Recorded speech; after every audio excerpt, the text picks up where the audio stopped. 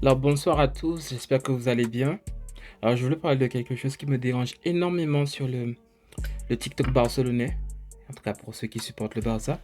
J'ai remarqué qu'il y avait beaucoup de personnes qui s'alarmaient du mercato du Barça euh, par rapport au début de mercato et lorsqu'ils voient que la concurrence se renforce et que la concurrence semble recruter mieux que nous. Alors moi j'aimerais vous dire, ne vous inquiétez pas, ne soyez pas alarmistes. Déjà on a une bonne équipe. Il y avait une époque où on ne pouvait pas recruter comme on recrute aujourd'hui. On a recruté de bons joueurs. Soyons être conciliants, résilients. On veut Alvarez, on l'a pas parce que l'Atlético refuse, mais c'est pas grave. Si on doit l'avoir, on l'aura. Mais contentons-nous de ce que nous avons et essayons d'être optimistes avec ce qu'on a. Il y a 2 ans, on avait ce qu'on avait. On savait pas que cette équipe aurait été loin et pourtant elle a fait ce qu'elle devait faire. Oui, c'est vrai, les équipes nous attendent avec le plan du hors-jeu.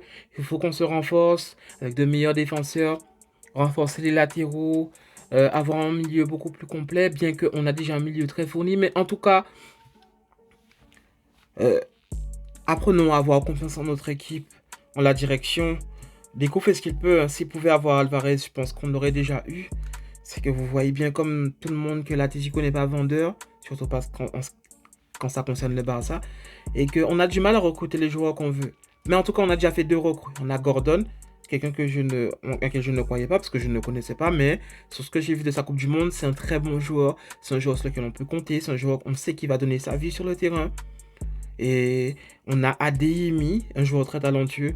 Et on sait qu'il a une marge de progression et que le Barça peut lui faire passer le cap.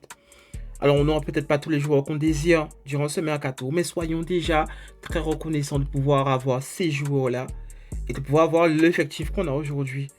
Alors, ne vous occupez pas de ce qu'il y a autour.